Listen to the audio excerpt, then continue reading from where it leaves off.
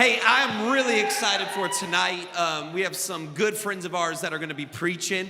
Here's the deal. This program is incredible. I did it like 14 years ago. Not really. I don't even, like 8 years ago, 7 years ago. I lost count. I'm 31 years old now, so I'm starting to just kind of lose my memory a little bit. This program changed my life. And where's all my seniors at? Okay. You are not. You're like 40, dude. Where's all my seniors? Any young adults in the place? Here's the thing. Our program, we have just released our applications. They just opened. We would love to answer any questions you want about this program. We've partnered with SEU, which is Southeastern University. I'm going back to college now. I'm going to get my doctorate, which I'm really excited about. So, and the only reason is because I want my wife to have to call me Dr. Cameron. The only reason, just joking, but I am going back to school. It is an incredible university. You will be able to partner with us right here. This is an extension site. This is a college, a university. Come be a part of it. I'm taking classes. A ton of other people are, and you can come join us. So if you want to hear about this program, you're going to hear about the life change that it brings, but some of the practical stuff. We would love to answer any questions that you have. So I'm one of the directors. My wife's at home with my children, but Ryan Jimerson, he's amazing. You know him. Madison Meckler. Oh, wow. Used to be Madison Phillips. She's going to be closing down, preaching the word, but we are the directors. We would love to answer any questions that you have, but you need to come ask us some questions tonight, and we would love to help you. And for real, you need to do this program, and we're going to party. But tonight, we have an opportunity to be able to hear from our incredible college students. So here's how the night's going to go. We're going to have about four people. Four people are going to share 5-minute words. It's going to be incredible. We've heard them already. They are awesome. God's anointed them. It's going to be a blessing to us. They're going to preach, and then Madison Meckler is going to come close it down. And we're going to see God move, and it's going to be great. So we have a saying here at the church. We believe a quiet church is use your voice. Come on, bring faith. You don't got to sit there and just like chill. Come on, you can actually spectate and get in the game. Come on, will you stand up on your feet and help me welcome up Tracy?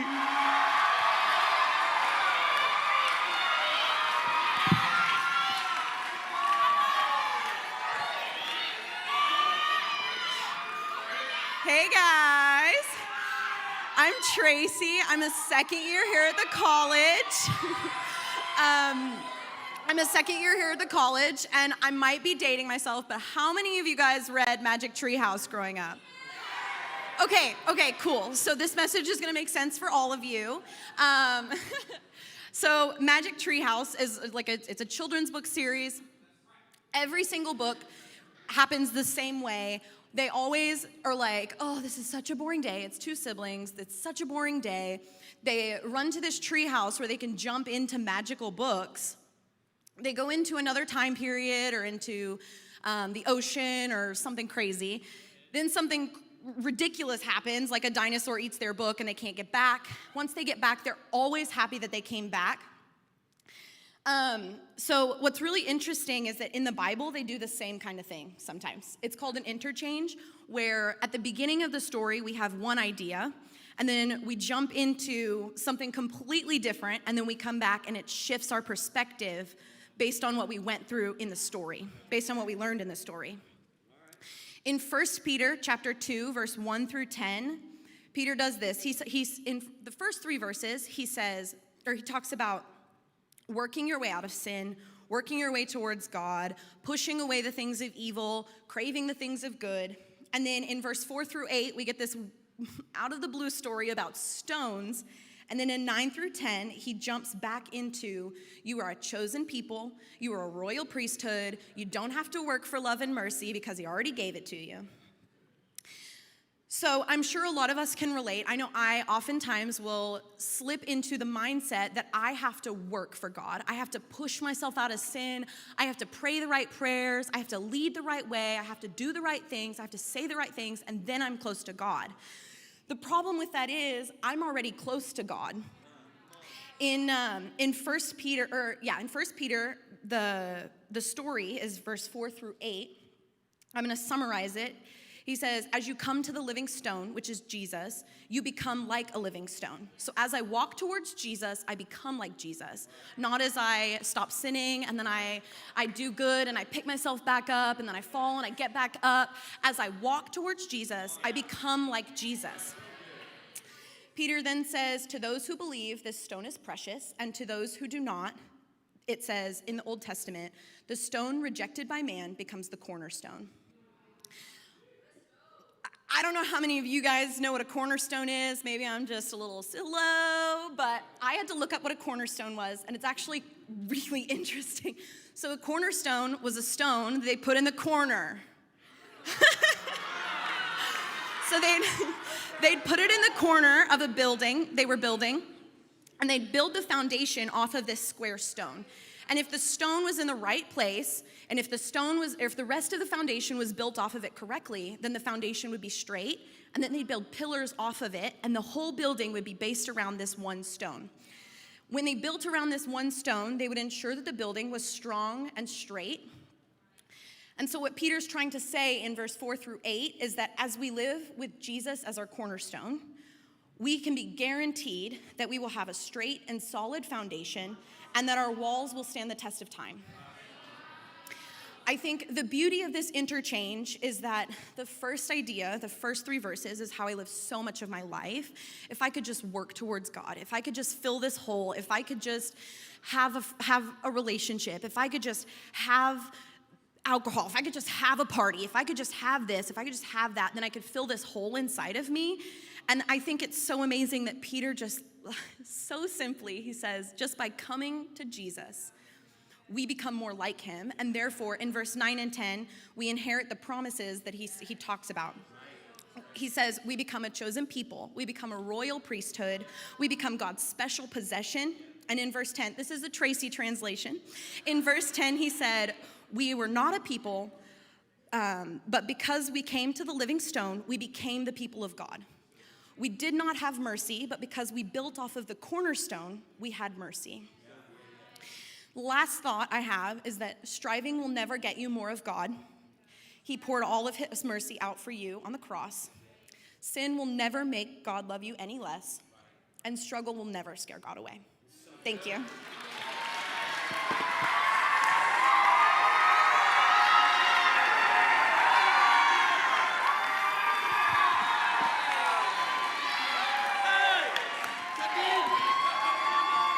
All right, my name is Caden Mills. I am a first-year college student. All right, I'm gonna be talking about you can't have 2 masters. Have you ever noticed how, like, in life, it's easy to fall in love with the things of this world and how you can just get so focused on that you forget that you're supposed to love God?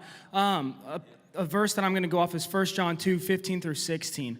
Do not love the world or anything in the world. If anyone loves the world, love for the Father is not in them. For everything in the world, the lust of flesh, the lust of eyes, and the pride of life comes not from the Father, but from the world. And this passage has been so ingrained in my brain from my father and just pushing that on me and my siblings. And I went through this season of life last year in college of just drinking and smoking and just trying to fill a void in my heart that's like, I didn't have God's love in me. And so when I was trying to fill that up with things of this world, and it's crazy because in the passage, God says, love for the Father is not in them if we are in love with this world. And so we have to put that away. And I put down that we must have a master, and we have 2 choices of a master, but we can only serve one master. And in Matthew 6:24, it says, no one can serve 2 masters. Either you will hate the one and love the other, or you will be devoted to the one and despise the other. You cannot serve both God and money. And so as I was reading this, it's like I'm a big sports person. So I was thinking about football, and so the biggest rivalry in football, in college football, would be Texas versus Oklahoma. And if you're a Texas fan, it would be so bad for you to like Oklahoma. Then you wouldn't be a true Texas fan in that game if you liked Texas while Oklahoma was playing, while they were playing Oklahoma. It just wouldn't be smart. And so as a Christian, if we're loving the world, if we're loving drugs, if we're loving alcohol, sex, all this stuff that Satan puts in our minds, it's like we don't truly have love for God. And that's been hitting my heart so deeply because it's like, I just remember sitting in my room in college with my roommate in there and just being like, what am I doing? Like I've been just going after the world. I haven't been chasing after God that I've been chasing after my whole life. And it's crazy because when we love the world, that's whenever we push out love for the Father. And it gets so hard. And I put down like what loving the world does is it keeps us from God's commandments and it keeps us from chasing after God. And in my own life, I saw that. And in the Bible, God goes on to talk about like just like how we're supposed to love others. We're supposed to love our neighbors. We're supposed to love friends. We're supposed to love family. But for this one instance, he's just telling us that we shouldn't love this. Like that should show us something, that we shouldn't love this, but he's telling us millions of other things that we're supposed to love and that we're supposed to chase after. But this one instance, he's like, no, you're not supposed to love that. If you love that, you don't have love for me. And I feel like we're in a generation where we can get so caught up in the world and so caught up in chasing after things that we can forget that God is even there, that we can forget that we're supposed to love him and that we're supposed to chase after him.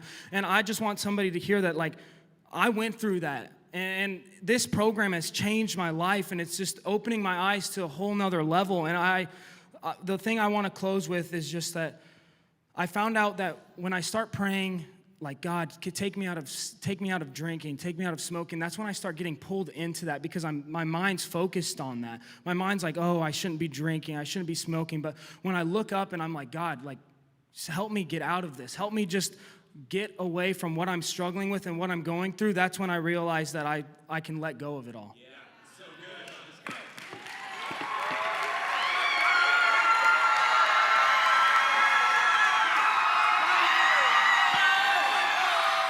Hey, my name is Piper. I'm a first year at the college. I love you guys. Okay, I don't want to waste any time, so I'm going to start out with asking a question. Here's my question. Would you worship God if you got nothing out of it? Follow-up question. If God never improved your current situation, what you're going through right now, if he never improved it 20, 30, 40 years down the road, would you still look at him and say, God, you're good? If you're taking notes, the title of this message is Forfeit Your Rights.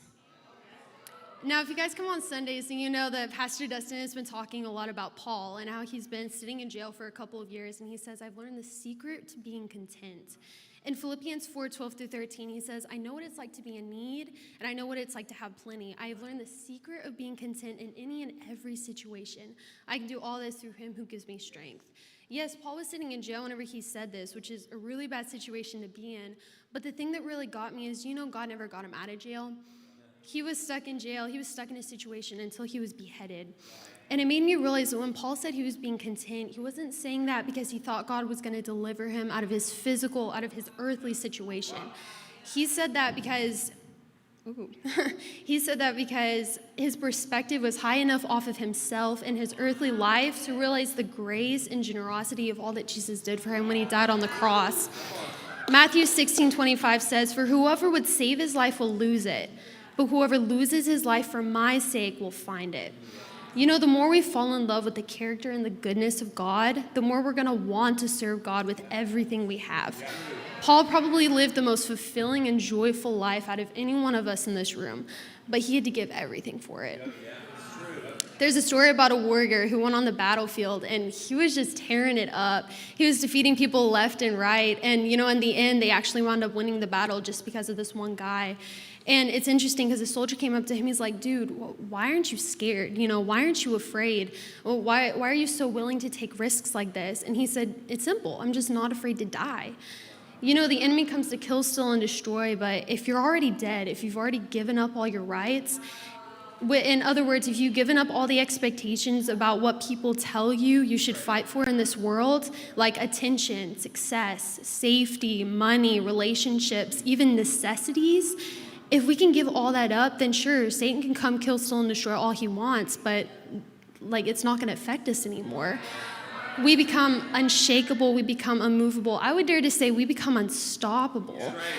If he takes something from us and it affects us, maybe that just means we have a right in our life that we haven't given up. I've been studying the book of Job recently, and something about Job is he was very blessed. He had everything. He lived like a king. And in Job chapter 1, it's actually a dialogue between God and Satan. And Satan goes up to heaven. He's talking to God. He's like, God says to Satan, did you notice my servant Job? There's no one on earth like him. He's blameless and upright, a man who fears God and shuns evil. But get this. Guess what Satan said to God? He said, would Job worship you if he got nothing out of it? He said, have you not put a hedge around him and his household and everything he has? You've blessed the works of his hands so that his flocks and herds are spread throughout the land. But now what if you stretch out your hand and strike everything he has? He will surely curse you to your face. But the Lord says then, okay, go down, do what you want, just don't kill him. So if you know what happens, Satan actually goes down and he basically destroys everything Job has. I mean, he kills his whole family. He kills his servants, he kills his sheep, his cattle, like all the materialistic things he has, he destroys it. But in verse 20, this is what Job said. He said, I got up and I tore my robe and I shaved my head. But then he fell to the ground in worship. And he said, I was born with nothing and I will die with nothing. The Lord gave and now he's taken away. May his name be praised. You know, it's acceptable to get nothing from this life. This isn't where our reward is. This life is merely just service to God.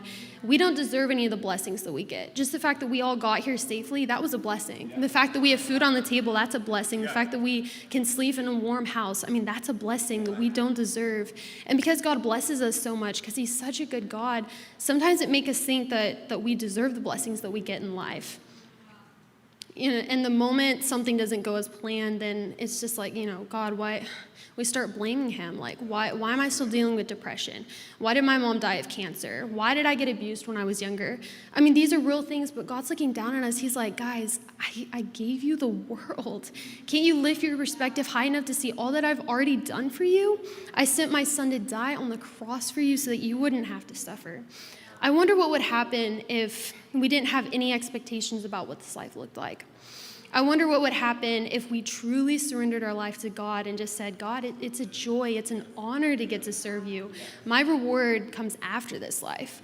Job really got it right when he said, I was born with nothing and I will die with nothing. May his name be praised.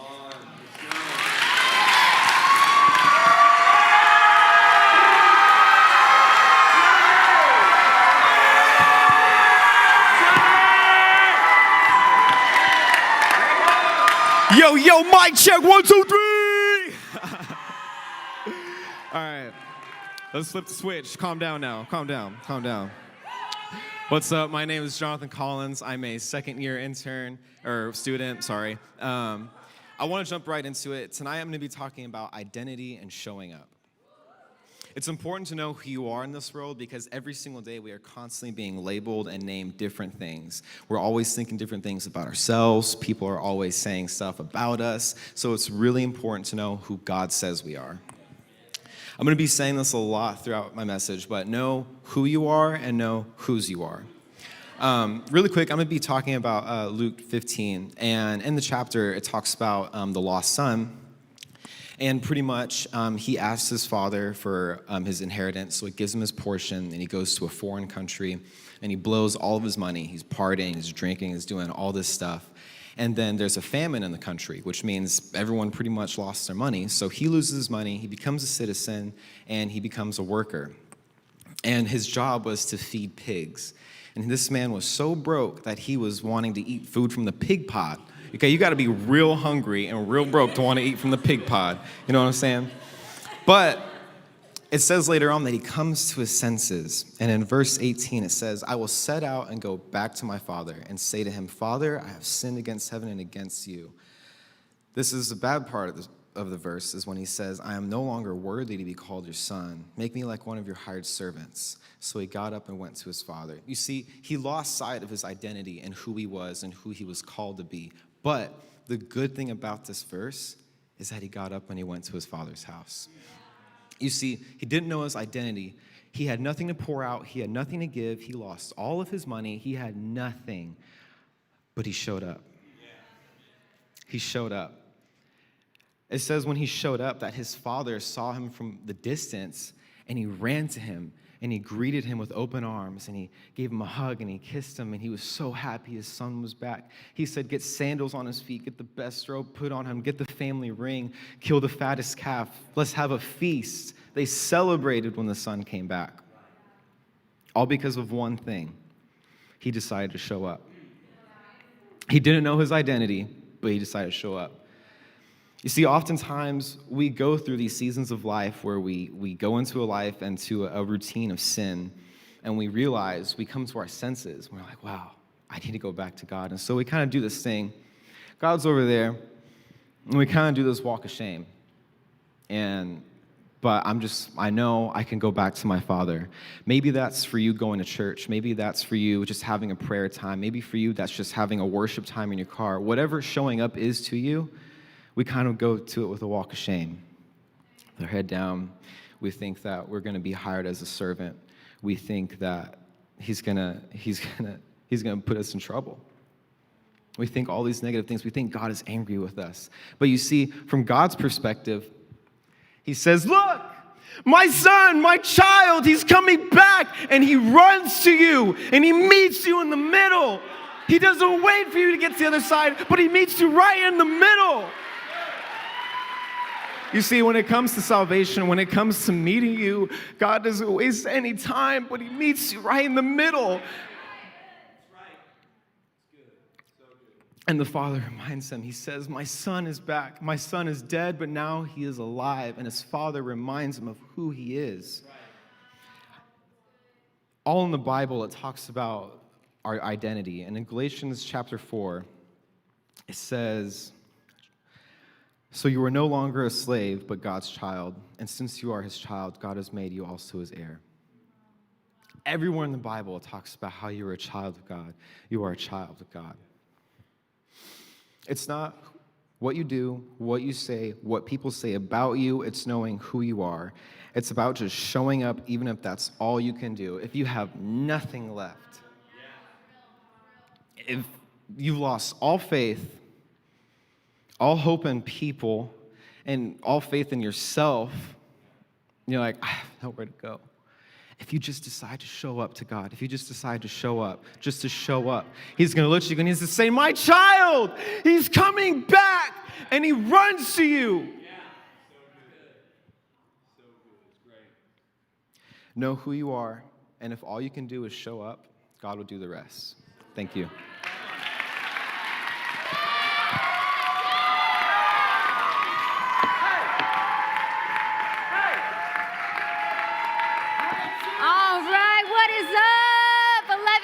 Youth, you can be seated. Come on, that's so good. Just like Pastor Cam said at the beginning, my name is Madison. I am one of the directors of the college. Now, how many of you have been blessed by these sermons? I want you to know that the reason we have college-led service is not just so that the college students can lead, and not just so the college students have the chance to preach. It's so that you can see what God has done in their life, and then you have faith that says, oh, God can do the same in my life. What God did in all 4 of their lives, he can do in yours. And I just want to honor the college students because they pour out week in and week out. And the college is no joke. It's not for the faint of heart. And these college students work so hard. They serve so diligently. They run after God. They burn for God. They pray for you every single week. They love you. They burn for you. They pray for you. And we are so proud of our college students. They are incredible. And I'm so excited just to wind down the service tonight. You know, one of the main goals of our college program is to help people step into their purpose, help people find their purpose, help people step into it and get launched into their purpose. And what I want to talk about tonight as we wind down is your purpose and your assignment and your calling. Because so many people in this life, so many people live life not knowing that they have a purpose. Not knowing that they're called, not knowing that God has a plan for your life. And one of the most popular and common and well-known stories in the entire Bible is the story of David and Goliath, right? If you don't know this story, David is a young, small, scrawny, homeschooled, four-eyed, freckled little boy David, okay?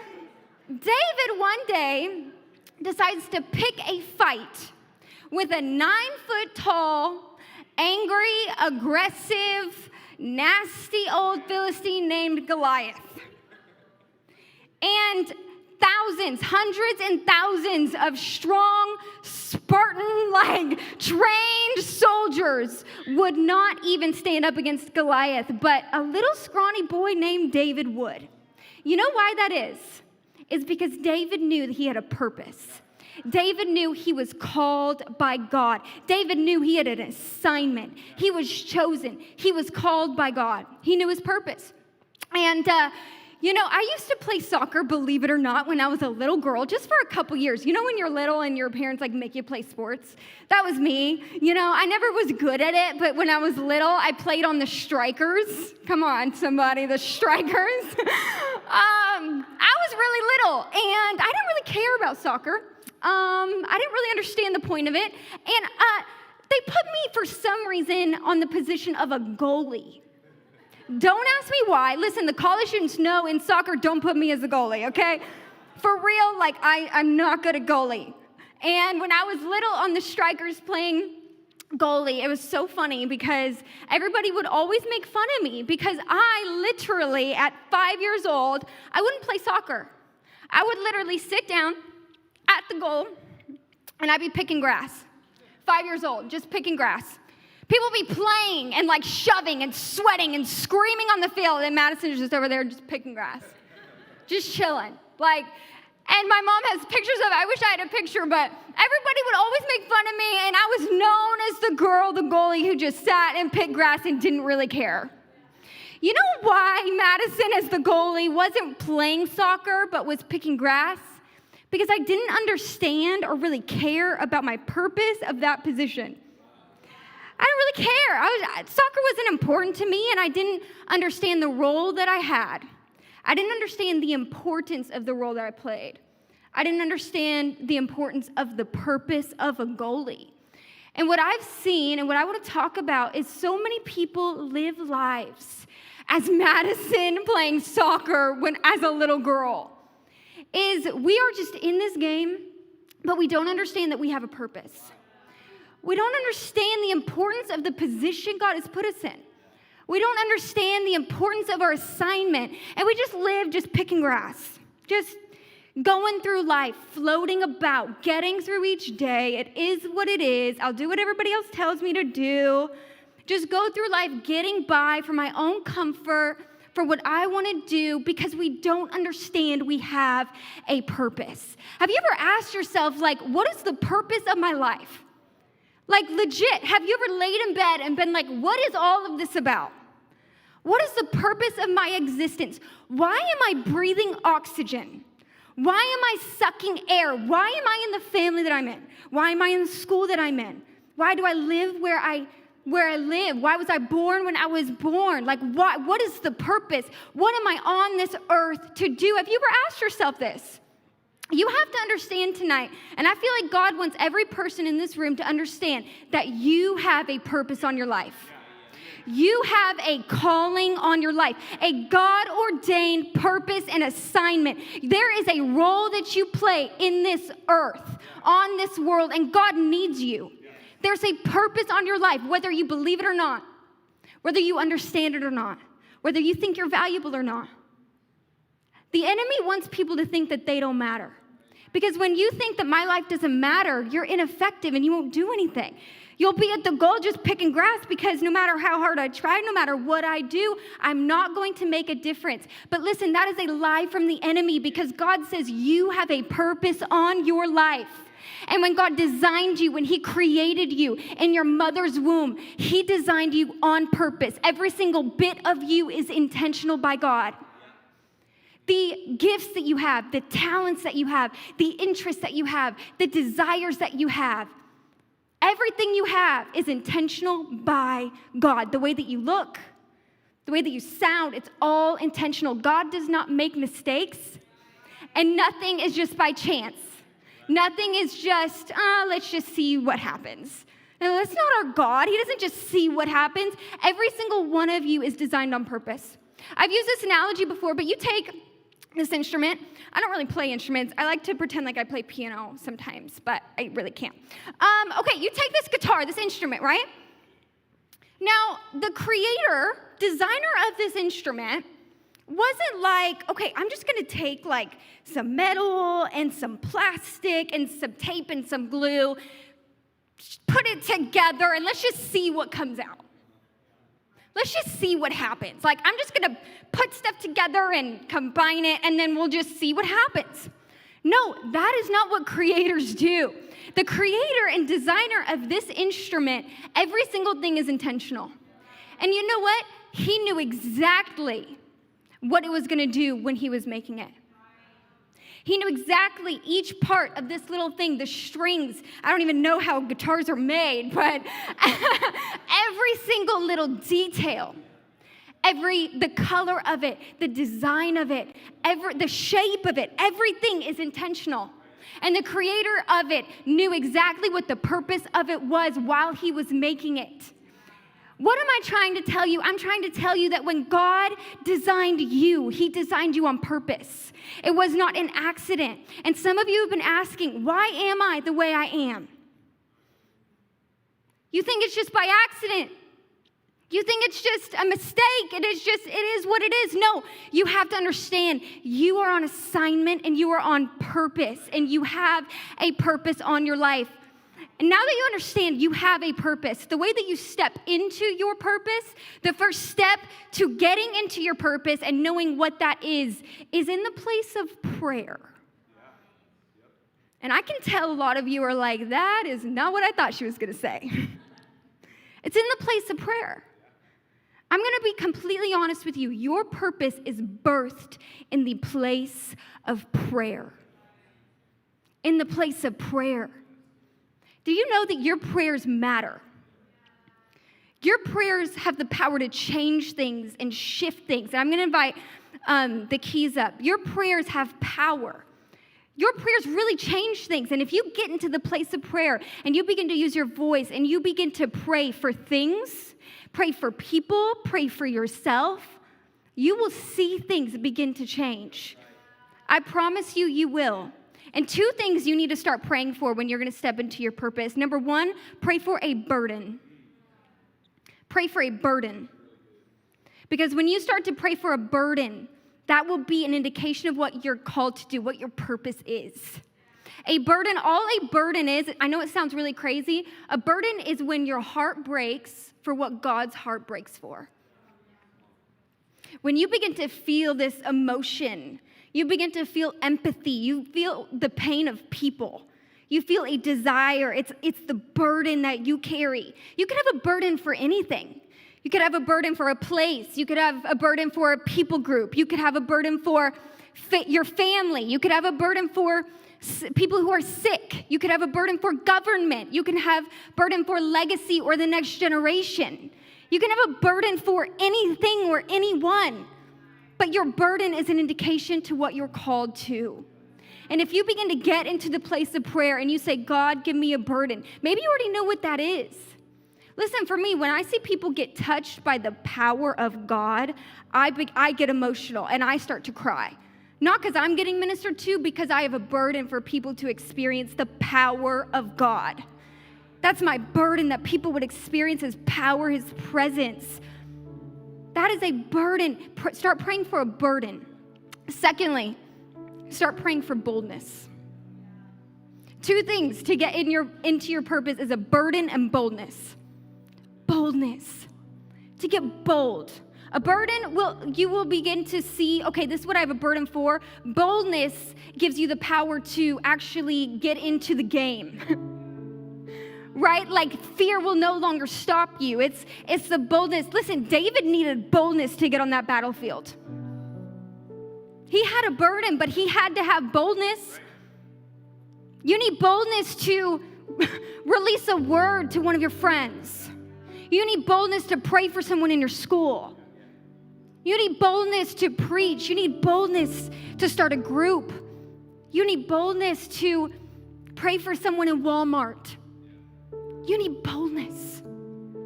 I think a lot of people have burdens. I think a lot of people have desires. I think a lot of people have vision, and a lot of people have willingness, but few people have the boldness to do it. I really do. Like, very few people have the boldness to actually step out, step into their purpose, into their assignment. It takes boldness.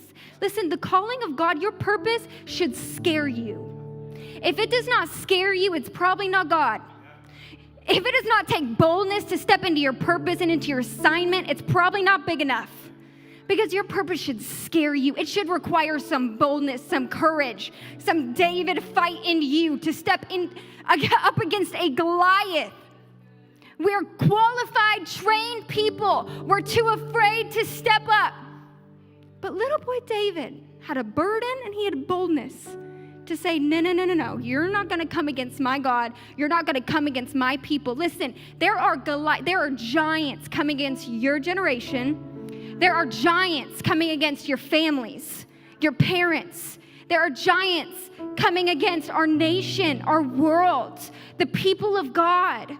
There are giants, and the people of God need to have the boldness to say, no, that's not going to happen. And to step into your purpose.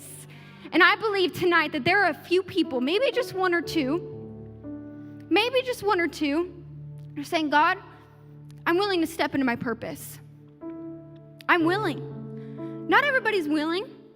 Some people want to go through life just comfortable, just go with the flow, picking grass. But there's some people who say, I'm going to get in the game. I'm going to get in the fight. And I do feel like there is a pulling, a draw on people in this room, like an urgency that's like, I'm set apart. I'm not the same as everybody else. I'm not the same as everybody else. You are set apart. You're different. You're a different breed. It's because God's called you. He's chosen you. He's anointed you, and He has a purpose for your life. And I want you to know that God needs you. No, in fact, God needs you to know that He needs you. And some people will say, God doesn't need us. God doesn't need you. And I get the humility of that. But I think God needed David. I think God needed David. Imagine if David didn't step up. No one probably would have. And Goliath would have beaten the entire army if David didn't step up. God needs you. I don't care if you're 10 years old, 25 years old. God needs you. He needs your obedience. He needs your faith. He needs you to have a burden and boldness to step into your purpose. What would have happened if Noah didn't build the ark? God needed Noah. He needed him. What would happen if Moses never led the Israelites out of captivity? God needed Moses. And today, I'm telling you, He needs you. This is not a joke. He needs you. He needs your faith. He needs your legacy. He needs your obedience. He needs you to have a burden and boldness to carry out your purpose. Will you go ahead and stand up with me?